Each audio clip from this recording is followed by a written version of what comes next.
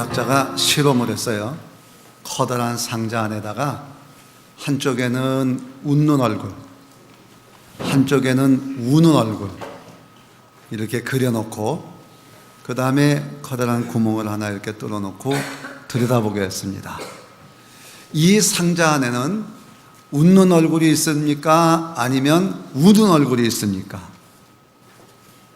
여러분은 누가 있다고 생각하세요? 결론은요, 어떤 사람은 웃는 얼굴이 있다 그러고 어떤 사람은 우는 얼굴이 있다 그래요. 그 심리학자의 결론은 이겁니다. 사람은 자기 보고 싶은 대로 본다. 정확하게 본다고 하지만 항상 자기가 보고 싶은 대로 보는 거예요. 신앙생활도 비슷합니다. 자기가 보고 믿는 대로 사는 사람이 있어요. 그래서 오늘 성경은 우리에게 이렇게 말합니다. 그냥 본대로 믿지 말고 경험을 해봐라. 하나님의 선하심을 맛보아 알지어다. 맛보라는 거예요. 마트에 가게 되면 맛보기가 있어요. 맛을 보고 결정을 하는 거죠. 제가 한번 갔더니 치즈케이크를 주는데 덩어리 이만한 걸 줍니다. 야, 맛을 좀 알겠어요. 많은 사람들이 그거를 보더니 야, 치즈케이크 맛있다. 사자.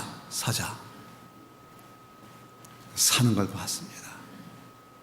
맛을 보지 않으면 모르는 거예요. 신앙생활도 경험의 연속이에요. 그렇게 해야 하나님을 알 수 있고 하나님의 은혜 속에 살아간다. 그런 말씀입니다. 하나님의 선하심을 맛보아 알지어다. 오늘 성경은 다윗을 통해서 두 가지를 얘기합니다. 사무엘상 21장에 보게 되면 다윗이 사울 임금을 피해서 블레셋으로 피신을 갑니다. 블레셋이 어떤 나라예요? 그렇죠. 골리앗을 블레 사람입니다. 이 골리앗을 죽인 장본인이 다윗입니다. 블레셋 사람들은 당연히 다윗을 원치 않습니다. 그런데 얼마나 힘들었으면 다윗이 블레셋으로 피신을 갔겠습니까? 처음에 왕은 그 피신 온 그를 불쌍히 여겼지만 신하들이 가만히 내버려 두지 않습니다. 이 사람은 스파이입니다. 언젠간 우리를 망하게 할 것입니다. 이제 죽음이라고 하는 아주 어려운 상황에 몰리게 되었어요. 그때 자기가 경험했던 것을 이야기하는 거예요. 그러면서 내가 경험했던 것을 여러분들도 경험해 보시기 바랍니다. 그리고 하나님의 선하심을 맛보아 알기를 바랍니다. 그 첫 번째가 1절에서부터 3절까지 있는 말씀입니다. 같이 한번 읽겠습니다. 시작. 내가 여호와를 항상 송축하며 내 입술로 항상 주를 찬송하리이다.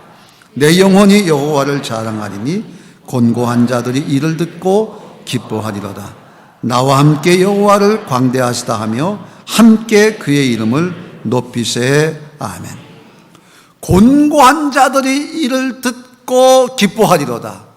뭐를 들어요? 하나님을 찬송하는 소리예요. 하나님의 찬송을 들으면 곤고한 자, 힘들고 어려운 자들이 기쁨을 얻는다는 거예요. 찬송해야 돼요. 찬송의 맛을 봐야 됩니다. 이 찬송의 맛, 저는 이 말씀을 보면서 곤고한 자들이 이를 듣고 기뻐했다. 그러면 곤고한 자는 누구고 이 찬송을 들은 사람이 누구냐? 이 찬송을 들은 곤고한 자가 누구냐?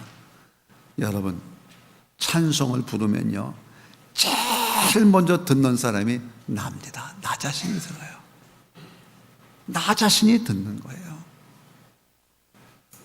그리고 그 찬송을 듣는 이들이 기쁨을 얻는 겁니다. 너 근심 걱정 말아라 주 너를 지키려 하는 찬송이 있는데 참 이 찬송 듣고요, 사업에 실패하고 어려운 이들이 참 하나님께 돌아와서 새로운 삶을 살아가는 이제 그런 것을 봅니다. 그런데 이 찬송을 지은 작곡가와 작사가가 있어요.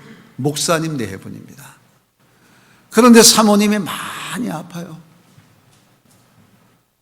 옛날에는 교회가 많이 있어도 목회자들이 많이 없기 때문에 여러 교회를 담당했습니다. 그래서 오늘 목사님은 아픈 사모님을 두고 저 멀리 있는 교회 가서 저녁에 설교를 해야 되는가 말아야 되는가 이러고 갈등하고 있었어요.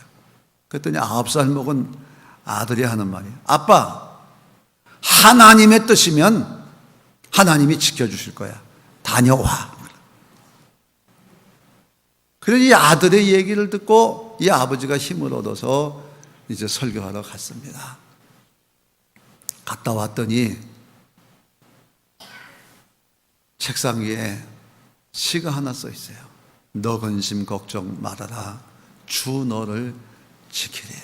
주 날개 밑에 거하라. 주 너를 지키리. 주 너를 지키리. 주 너를 지키리. 이 사모님이 이 국문가 출신인데 이 상황을 놓고 하나님 앞에 고백의 시를 쓴 거예요. 이 4절에 하면서 주 너를 지키리, 주 너를 지키리. 그 주가 10번이나 나와요, 4절에. 주님만 계시면 만사 형통할 것이다. 아닌 게 아니라 목사님도 다녀왔더니 사모님도 별일 없이 이것을 하나 보고 하나님 은혜에 감사해서 그 자리에서 작곡을 하고 만들어진 것이 주 너를 지키리입니다.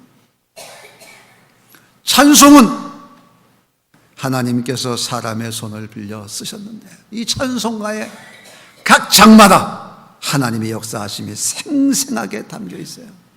그 찬송을 부르면 듣는 이들이 곤고한 자들이 기쁨을 얻게 돼 있다 그 말이에요. 이 순간 다윗에게도 마찬가지입니다.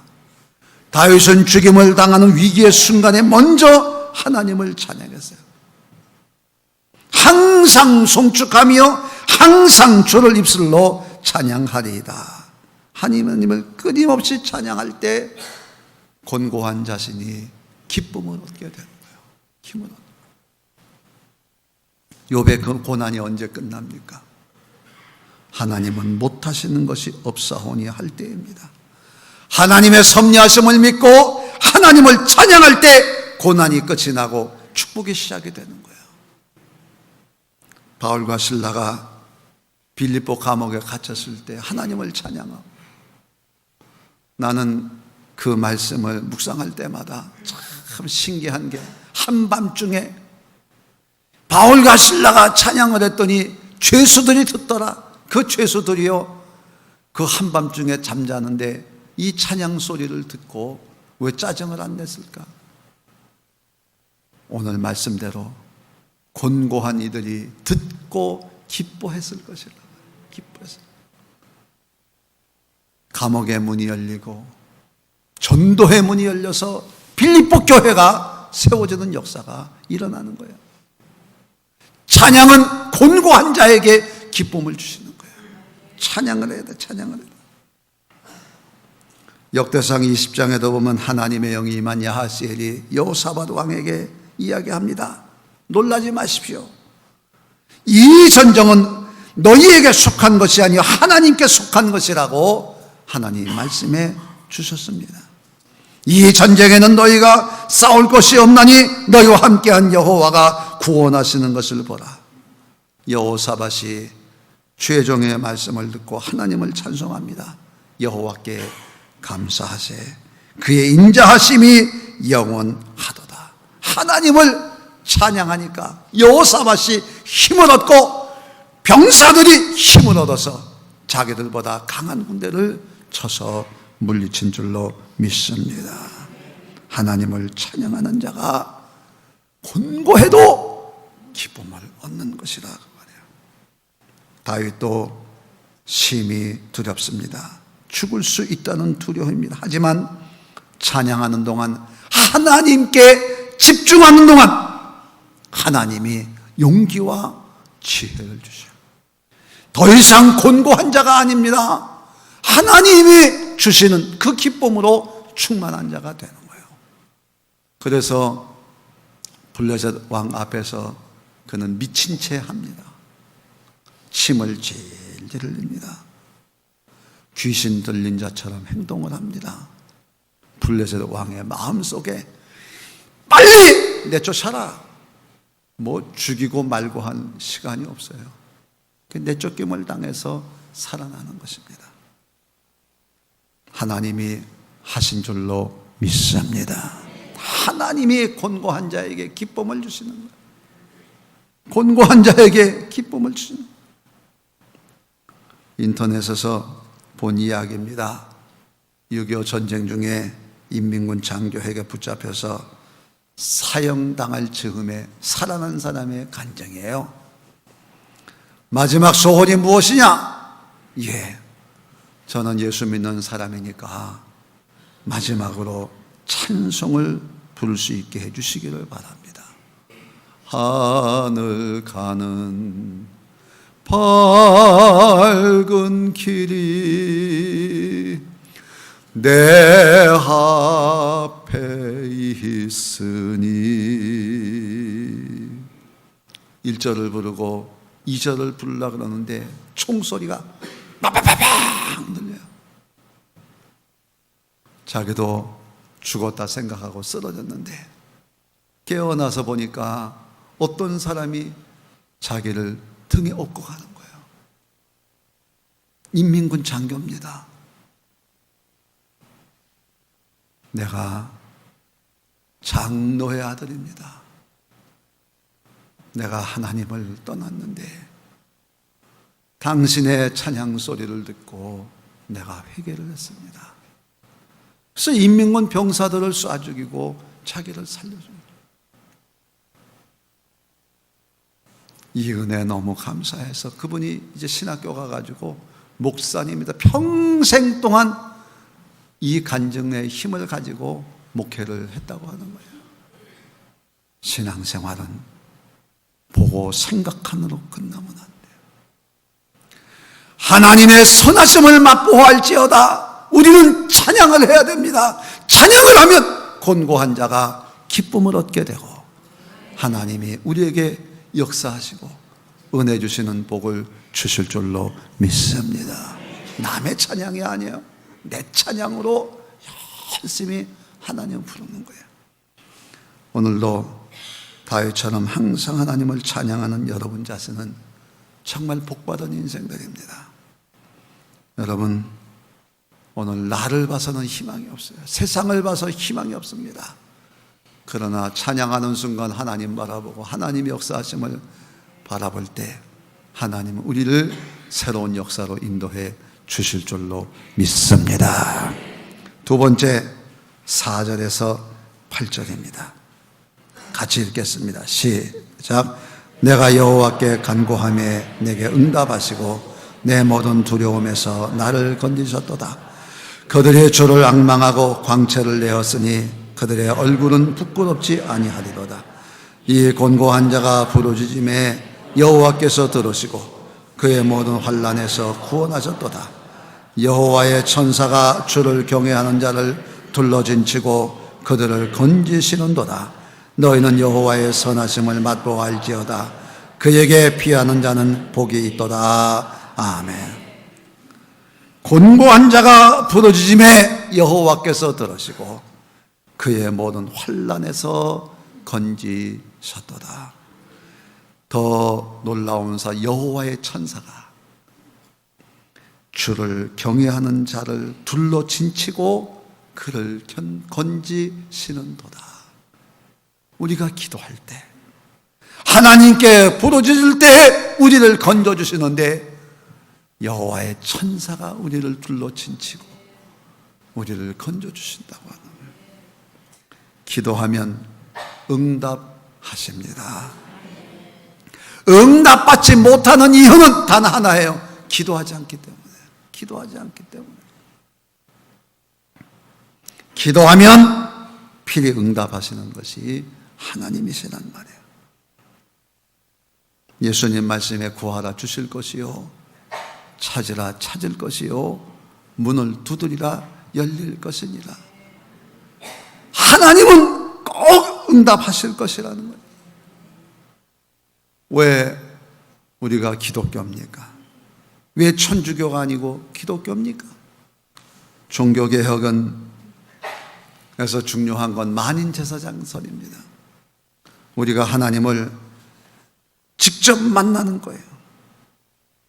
사제인 신부가 없어도 하나님을 만날 수 있고, 성인이 없어도 하나님을 만날 수 있고, 마리아가 도와주지 않아도 하나님을 직접 만날 수 있는 것이 우리 기독교의 신앙입니다. 간구하고 앙망하고 부르짖는 자에게 응답하시는 줄로 믿습니다. 곤고한 자를 하나님이 건져주시고, 모든 환난에서 여호와의 천사가 둘러 진치고 건지신다고 말씀했어요.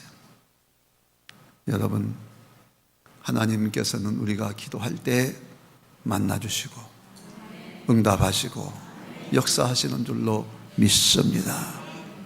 여기 한국예종에 이문근 교수라고, 이분의 간증집이 있습니다.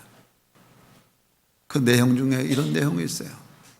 어려서 대학 다닐 때 가정이 파산을 했어요. 학비를 벌어야 되고 생활비를 벌어야 돼서 저 충무로에 있는 음식점에 가서 노래를 불렀습니다.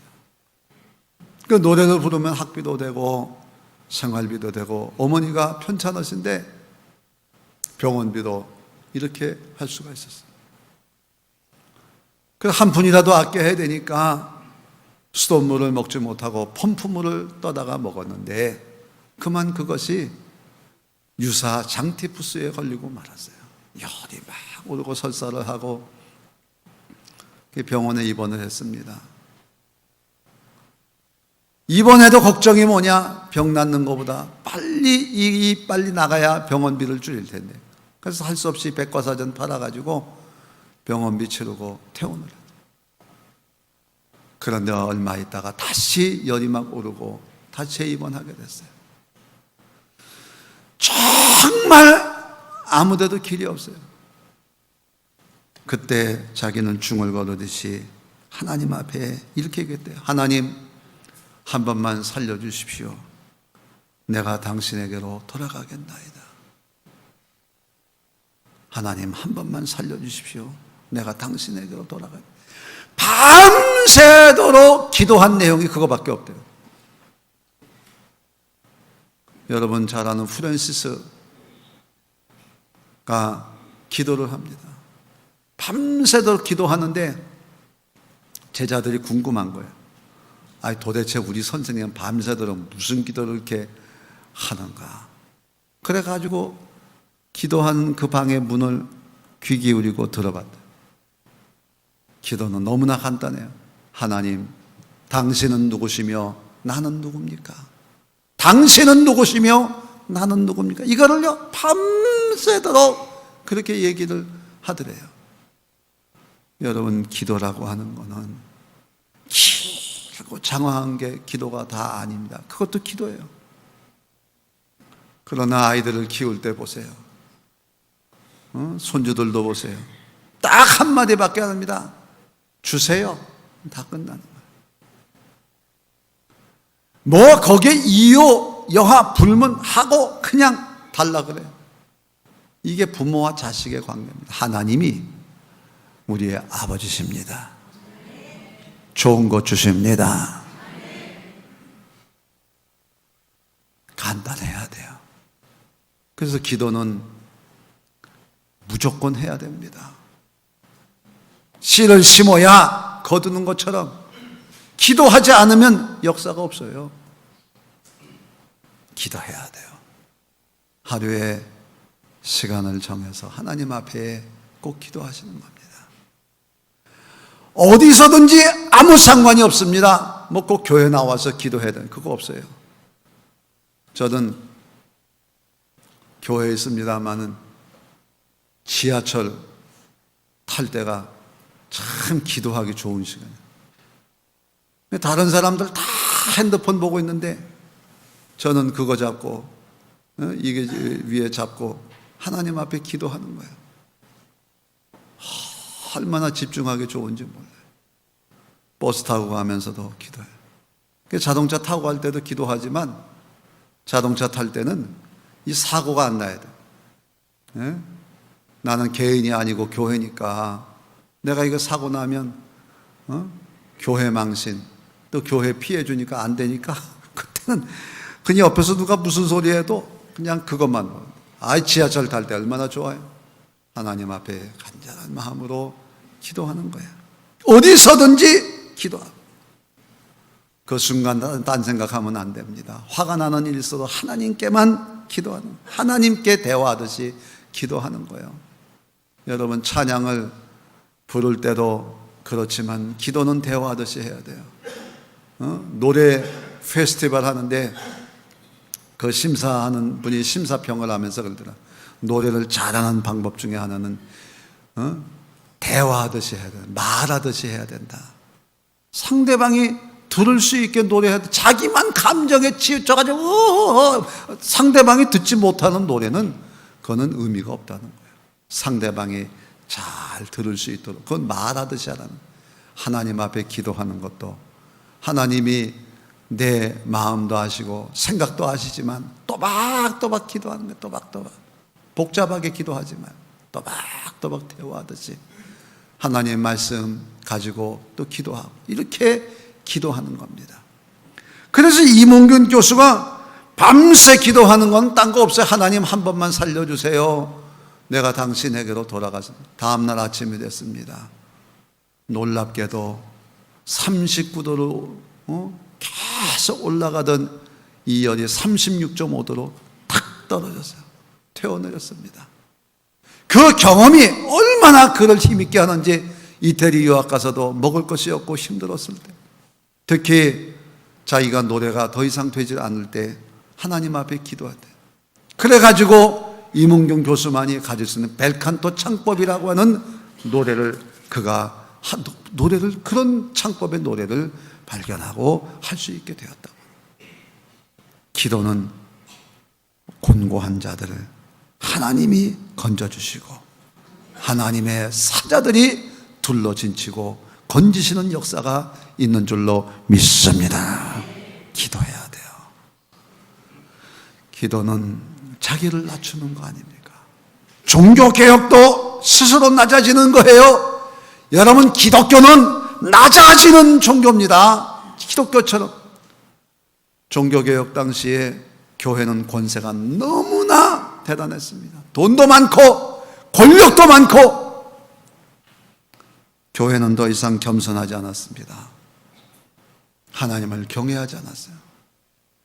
저는 가끔 후배들에게 이런 얘기를 합니다. 교회가 커지면 하나님 믿지 않고 돈을 믿는다. 무슨 일을 하면 돈 있냐? 없냐?